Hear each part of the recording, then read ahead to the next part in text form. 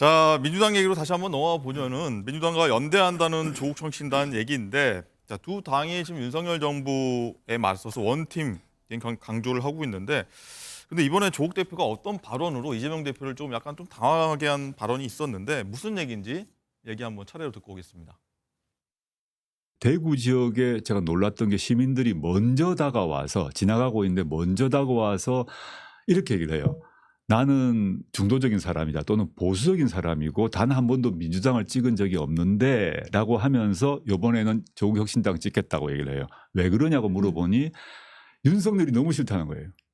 그래서 근데 그럼 민주당은 그러니까 TK에 계신 분들의 입장은 윤석열은 싫은데 민주당으로는 안 가는 겁니다. 안 가면서 조국 신당으로 오시는구나를 알았어요. 그렇게 말씀을 하시더라고요.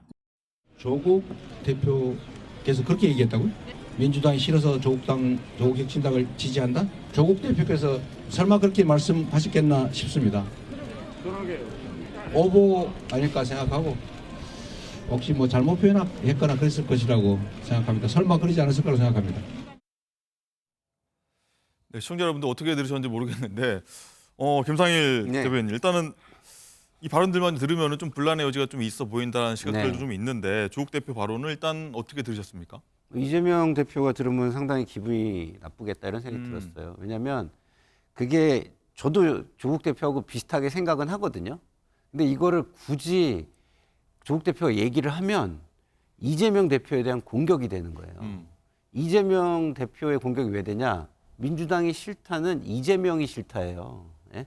그러니까 지금의 민주당은 다양하게 보여지는 게 아니라 그냥 이재명 당대표 하나로 보여지거든요. 그러면 그 얘기는 이재명이 싫다인데 그 얘기를 지금 조국 대표가 하는 거잖아요. 이재명 대표 되게 당황했습니다. 그러면 굉장히 기분이 나쁘겠죠. 그리고 더더군다나 지금 비례 위성정당, 연합 비례 위성정당을 만들었는데 그게 지금 흥행을 못하고 있잖아요.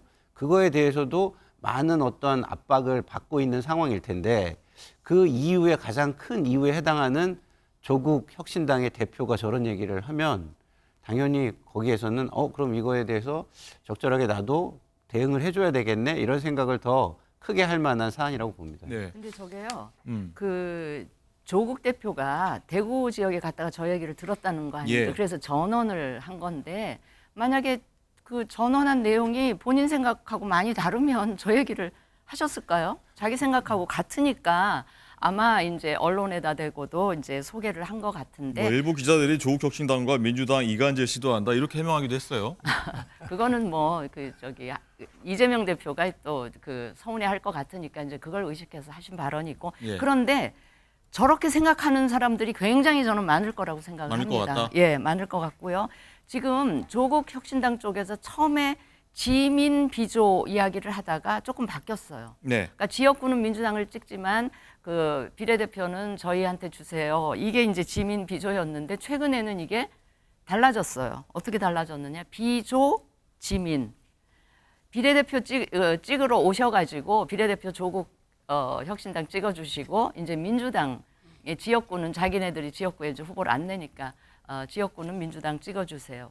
그러니까 이 지민 비조하고 비조 지민은 같은 것 같으면서 굉장히 다른 뉘앙스를 주거든요. 그러네요. 그러니까 저 정도로 자신감이 굉장히 조국혁신당이 먼저다. 네 자신감이 생겼다라는 거를 의미하는 게 아닐까 싶습니다. 네. 사실 불과 뭐 1, 2주 전만 하더라도 조국 대표와 이재명 대표가 형제 정당이다 이렇게 얘기할 하고요. 정도로 상당히 화기애애한 모습을 보였는데 앞으로의 정치 상황을 뭐 조금 예상해 보자면 아마 조국 대표와 이재명 대표는 뭐 차기 대권을 놓고 굉장히 치열하게 격돌할 가능성이 큽니다. 물론 두 사람 다 이 사법 리스크가 존재하기 때문에 뭐 어떤 식으로든 법률적 심판을 받아서 뭐 총 대선에 나오지 못하는 상황이 나올 수도 있겠습니다만 그래도 두 사람은 앞으로 치열한 패권 경쟁에 나설 수밖에 없을 거라고 생각이 들고요. 사실 이재명 대표가 박용진 의원이나 뭐 전해철 의원이나 이런 자기의 잠재적인 라이벌, 뭐 임종석 전 비서실장도 포함해서요. 이런 분들에 대해서 굉장히 엄격한 잣대를 들이대서 총선에 못 나오도록 막은 거 아닙니까? 뭐 앞으로의 차기 그 대권이라든가 자신의 정치적 미래를 생각해서 나오는 의사결정들이라고 보고 네, 있습니다. 공천 저는. 결과고 경선을 통했죠. 어쨌든. 네. 예. 자, 그리고 이재명 대표를 좀 어제 당황하게 했던 인물이 또 한 명이 더 있습니다. 민주당 공천장을 받은 국정원장 출신이죠. 박지원 후보인데 어떤 얘기 때문에 이재명 대표를 좀 당황하게 했는지 한번 목소리 듣고 오겠습니다. 제가 원장님 말씀 들으니까 저희하고 저 조국혁신당하고 거의 정세 인식이나 똑같은 것 같아서요. 나중에 저희 명예당원으로 좀 네, 명예당원 좋습니다. 근데- 폭넓게 봐야 돼요. 같이 가야 돼요. 그래서 좀 크게 넓게 보고 윤석열, 김건희 검찰총장을 종식하는 계기의 총선이 돼야 된다. 이걸 분명히 말씀드리는 겁니다. 박지원 국회의원 후보께서 조국 혁신당의 뭘 한다고요? 명예당원. 명예당원을 하겠다고 더불어민주당의 후보들이라면 당연히 명예당원을 하더라도 더불어민주연합의 명예당원을 하셔야지. 설마 그 조국 혁신당의 명예당원 얘기를 했을까 싶은 생각이 들긴 합니다. 이재명 대표가 또 한 번 좀 당황한 모습을 보였는데 진 의원님 일단 어떻게 보십니까? 이재명 대표도 황당한 반응 보였고 정청래 민주당 최고위원도 굉장히 좀 비판을 가했는데 박지원 이 예비 후보죠. 농담인가요? 아니면 뭐 이게 좀 진심이 좀 담겨 있다고 했나요? 예, 물론 가볍게 주고받은 그 대화 내용이기는 하나 저는 명예당원 그 제안을 한 조국 대표나 좋다고 답변을 하신 이 박지원 전 원장이나 죄송한 표현입니다만 네. 조금 그 연세에 비해서는 좀 철이 없으신 그런 느낌이 좀 들었습니다. 예. 아쉬움을 좀 애들로 표현하셨다고 좀 네, 보고요. 이재명 대표로서는 예. 엄청 그 불쾌했을 이야기시죠. 네. 김상희 부대변인 어떻게 네. 보셨습니까? 적절하다 보십니까?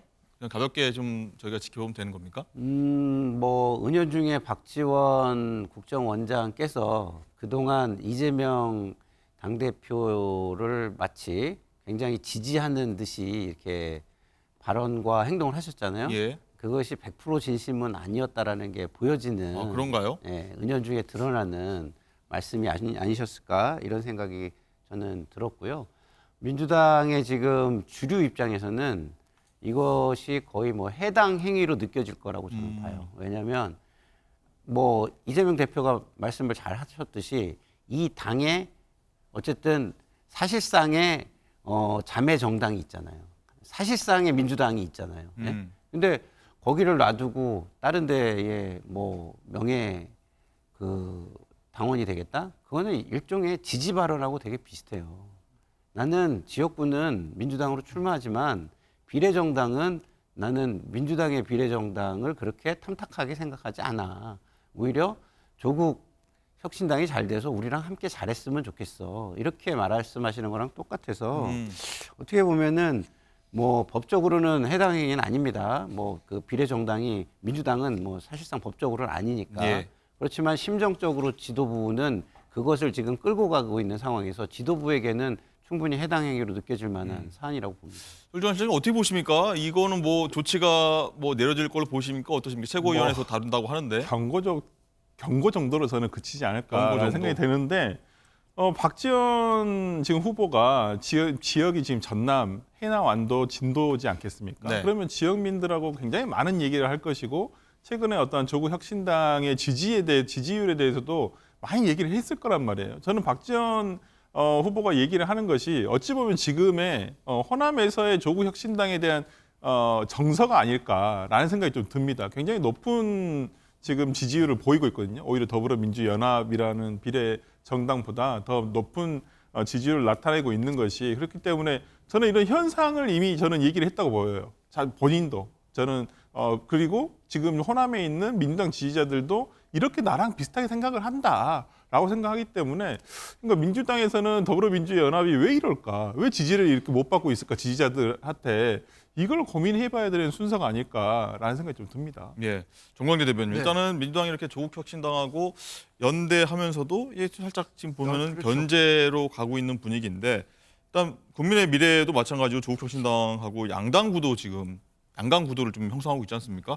굉장히 좀 위협이 되는 요인이 될 것 같긴 합니다. 어떻게 바라보고 계세요? 그러니까 민주당 같은 경우에 조국혁신당이 정말 호남에서 돌풍을 일으키고 있는데 박지원 전 원장이 네. 거기다 대고 나가 명예당원이 되겠다라고 한 것 자체가 물론 이재명 당대표도 약간은 좀 가볍게 받아들인 것 같지만 굉장히 좀 위험 요인이 될 수 있다고 생각하고요. 네. 저희는 그 조국 혁신당을 지지하는 분들이 뭐 처음엔 뭐 한 15% 정도 되다가 그래서 의석수를 한 10석 목표로 하다가 지금은 15석까지 목표 의석수를 높여 잡았잖아요.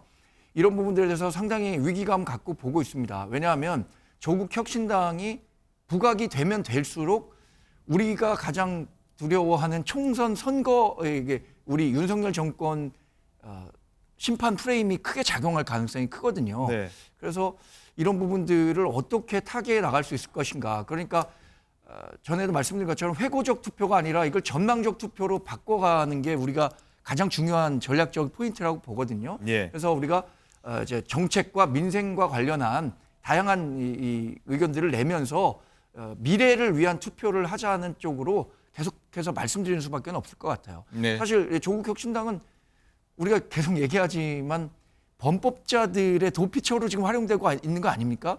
10명 당선권 10명 중에 4명이 지금 여러 가지 혐의로 사법적 판단을 기다리고 있는데 이런 부분들을 좀 더 부각시켜야겠죠. 네.